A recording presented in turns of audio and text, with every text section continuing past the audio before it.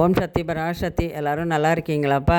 நீங்கள் எல்லாம் கேட்டிருக்கீங்கப்பா, பங்காரம்மானா யாருமா, ஓம் சக்தி அம்மானா யார், எங்களுக்கு அதை விளக்கமாக நீங்கள் சொல்லணும்னு சொல்லிவிட்டு நம்ம மேல்மருவத்தூர் உருவானத்துக்கு முன்னாடி ஆதிபராசக்தினா யாருன்னு உங்களுக்கு விளக்கமாக சொல்கிறேன் பாருங்கப்பா.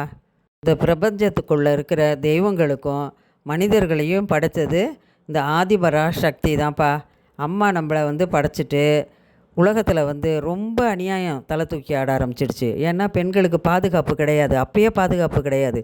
அடித்தட்டு மக்களுக்கு உலகன்னா என்ன, ஆன்மீகன்னா என்னன்னே தெரியல அப்படின்னு உலகம் போய்கிட்டு இருக்கும் பொழுது இப்பயே பாருங்கள் எவ்வளவு பெண்களுக்கு, பெண் பிள்ளைகளுக்கு வெளியில் போக முடியல, நடக்க முடியல, எவ்வளவு ஆபத்து. அப்போனா எப்படி இருந்திருப்பாங்க? உலகனா வெளி உலகம் தெரியாமலே மக்கள் எப்படி வளர்ந்துருப்பாங்க? அதை ஆதிபராசக்தி அம்மா பார்க்குறாங்க. பல தெய்வத்தை எல்லாத்தையும் படைக்கிறாங்க. படைக்கும் பொழுது யாருக்கும் அநியாயம்தான் நடக்குது. அப்போ நல்லது நடக்கலை. உடனே அம்மா என்ன செய்கிறாங்க, நம்மளே அவதாரம் எடுப்போம் அப்படின்னு சொல்லிட்டு அவங்க அம்மா ஓம் சக்தி அம்மா பங்கார அம்மாவாக அவதாரம் எடுத்து நம்ம பூமியில் பிறக்கிறாங்க. எங்கன்னு பார்த்தீங்கன்னா மேல்மருவத்தூரில் மார்ச் 3, 1941 நம்ம அம்மா ஓம் சக்தி அம்மா அவதரித்தாங்க. ஆதிபராசக்தி தான் நம்ம பங்காரம்மா. நம்ம பங்காரம்மா தான் ஆதிபராசக்திப்பா. அதை முதல்ல நம்ம தெரிஞ்சுக்கணுண்டா.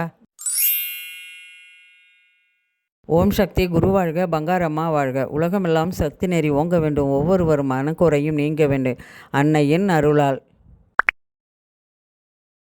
இன்றைக்கி வைகாசி அமாவாசைக்குப்பா நாங்கள் காலையிலே மேல்மருவத்தூருக்கு போகிறதுக்காக 2 மணிக்கே ஏந்திரிச்சு குளிச்சுட்டு உடனே காலை டிஃபன் செஞ்சுக்கிட்டோம். பையனை நாங்களும் பஸ்ஸில் போகும்போதே டிஃபனை சாப்பிட்டுடுவோம். அவங்களுக்கும் டிஃபன் செஞ்சு வச்சுட்டு அம்மாவை அலங்காரம் பண்ணிவிட்டு பூஜை ரூமில் போய் அம்மாவை அலங்காரம் பண்ணிவிட்டு உடனே வழிபாடை முடிச்சுட்டுப்பா அங்கே அம்மாவுக்கு குறுகாணிக்க வச்சுட்டு கரெக்டாக 5 மணி பஸ்ஸுக்கு நாங்கள் மேல்மருவத்தூருக்கு கிளம்பிட்டோம்ப்பா.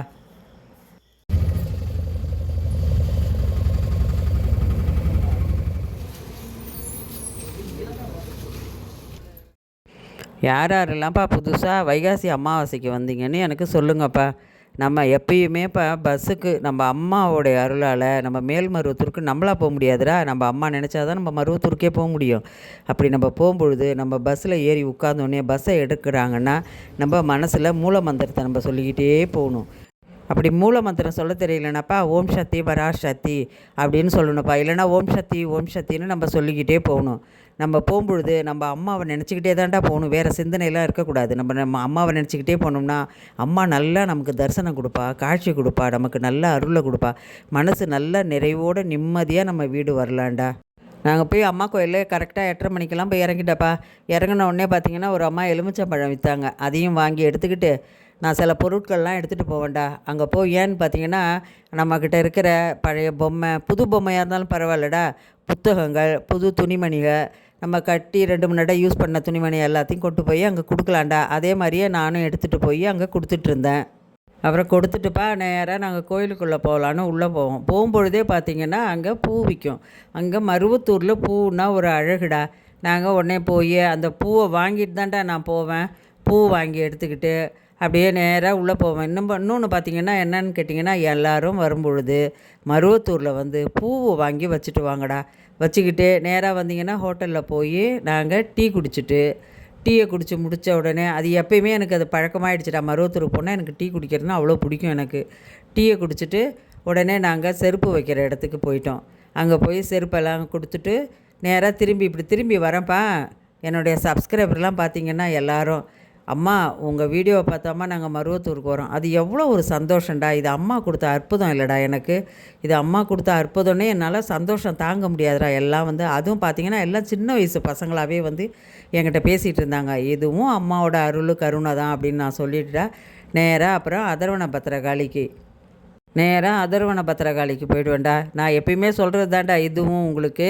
எல்லோரும் மருவத்தூர் இறங்குனீங்கன்னா நேராக நம்ம பூ வாங்கி எடுத்துக்கிட்டு நேராக அதர்வன பத்திரகாளிக்கு தான்டா வரணும். இது அம்மாவோட அருள்வாக்குடா. இது அதர்வன பத்திரகாளிக்கு அம்மாவை பார்த்து நல்லா மனமாற வேண்டிக்கிட்டு நம்ம உண்டியலில் காசை போட்டுட்டு அதுக்கப்புறம் தாண்டா நம்ம அம்மாவோடைய சித்தர்பீடம் கோயிலுக்குள்ளேயே நேராக நம்ம சித்தர்பீடம் உள்ளே போய்ப்பா நம்ம பங்காரம்மாவையும் தரிசனம் பண்ணிவிட்டு நம்ம கரூர் அம்மாவையும் தரிசனம் நல்லபடியாக பண்ணிட்டுடா.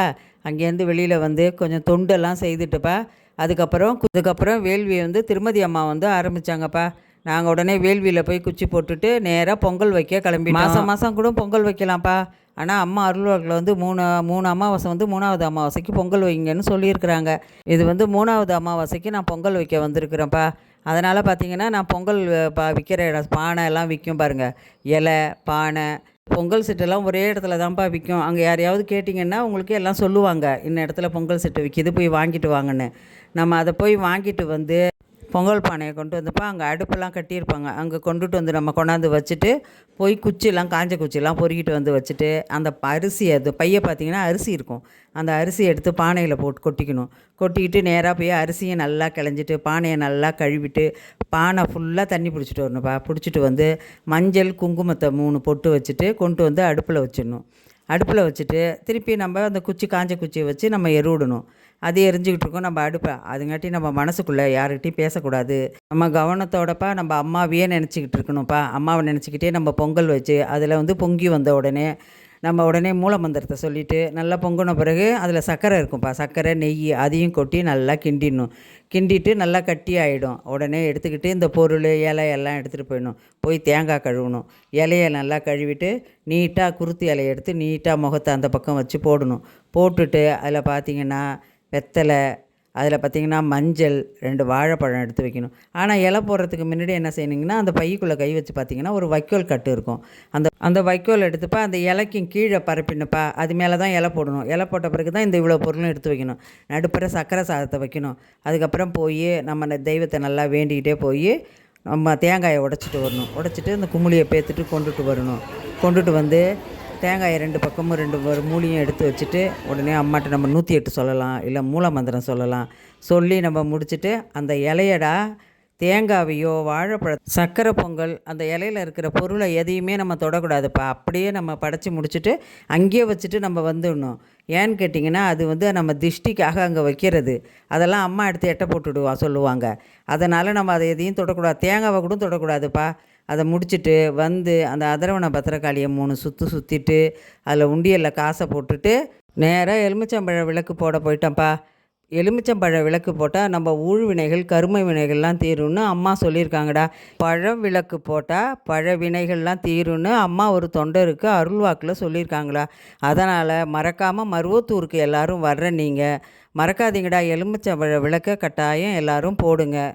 நாங்களும் எலுமிச்சம்பழ விளக்கு போட்டுட்டுப்பா எனக்கு பிடிச்ச அன்னதானம் சாப்பிட்றதுக்கு அம்மா இடத்துக்கு அன்னதானம் கொடுத்துக்கு அங்கே போயிட்டோம்ப்பா. நல்ல வெயில்ப்பா. அங்கே போகும்பொழுதெல்லாம் போயிட்டு அங்கே என்ன அன்னதானம் கொடுத்தாங்கன்னு பார்த்தீங்கன்னா சாம்பார் சாதம். இந்த வெயிலுக்கு தகுந்த மாதிரி அம்மா தயிர் சாதம் கொடுத்தா, மாங்காய் ஊறுகாய் அதையும் எடுத்துகிட்டு வந்துட்டா. சாப்பிட்டுட்டு நாங்கள் உடனே நேராக அம்மாவுக்கு கோடான கோடிய நன்றியை சொல்லிவிட்டு, ஏன்னா எங்களை வர வைக்கிறாளடா அம்மா, பொங்கல் வச்சு விளக்கு போட்டு இதை செய்ததுனால அம்மாவுக்கு கோடான கோடி நன்றியை சொல்லிவிட்டு நேராக சக்தி ஒளி புக்கு வாங்க போயிட்டேன்டா. நான் எப்பயுமே நான் சொல்கிறதுடா உங்களுக்கு, சக்தி ஒளி புக்கு மந்திர நூல் ஒவ்வொரு வீட்லேயும் இருக்கணும்டா. சக்தி ஒளியும் மந்திர நூலும் மறக்காதீங்க. போய் சக்தி ஒளி வாங்கிக்கிட்டோம்னா நம்ம சக்தி ஒளி வாங்கி கையில் வச்சுருக்கும்போது நம்ம வெளியில் போனாலும் எடுத்துகிட்டு போகலாம். நம்ம வீட்டில் படுத்திருக்கும்போது ஏதோ கெட்ட கிணவோ தூக்கம் வரலையா உடனே சக்தி ஒளி புக் எடுத்து தலையில் வச்சுக்கலாம். ஐயோ நம்ம தான் மாதவிடா வந்துடுச்சு அப்போல்லாம் வைக்கக்கூடாது அப்படின்லாம் நினைக்காதீங்கடா. அம்மாவுடைய அருளால் நம்ம மாதவிடாவிலையும் குழந்தை பிறக்கிறவங்களுக்கும் தலைமாட்டில் இந்த சக்தி ஒளி புக்கை மறக்காமல் எடுத்து வைங்க. எப்பயுமே நம்ம ஒரு சக்தி ஒளி கையிலே வச்சுருக்கணும்ப்பா. அது எங்கே போனாலும் சரிதான்ப்பா.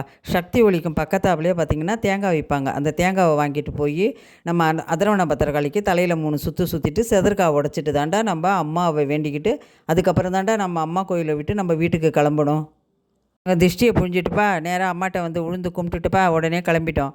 கரெக்டாக பஸ்ஸு காட்டுமன்னார்வடிக்கு இருந்ததுப்பா. கிளம்பிட்டு நேராக வந்து கரெக்டாக 5 மணிக்கெலாம் வந்து காட்டுமன்னாரில் இறங்கணும். உடனே மன்றத்துலேயும் வழிபாடு நடந்துகிட்டு இருந்துடா. அதுலேயும் போய் கலந்துக்கிட்டு அம்மாவுக்கு நன்றியை சொல்லிவிட்டு அப்புறம் வீட்டில் வழிபாடு செய்யணும்ப்பா. வீட்டில் வழிபாடு செய்ய வந்துட்டேன். எல்லாமே சப்ஸ்கிரைப் பண்ணாமல் பார்க்குறீங்கப்பா. மறக்காமல் எல்லோரும் சப்ஸ்கிரைப் பண்ணுங்கள். உங்களுக்கு பிடிச்சிருந்தா லைக் பண்ணுங்கள், ஷேர் பண்ணுங்கள். பாய். அடுத்த வீடியோவில் பார்க்கலாம். ஓம் சக்தி.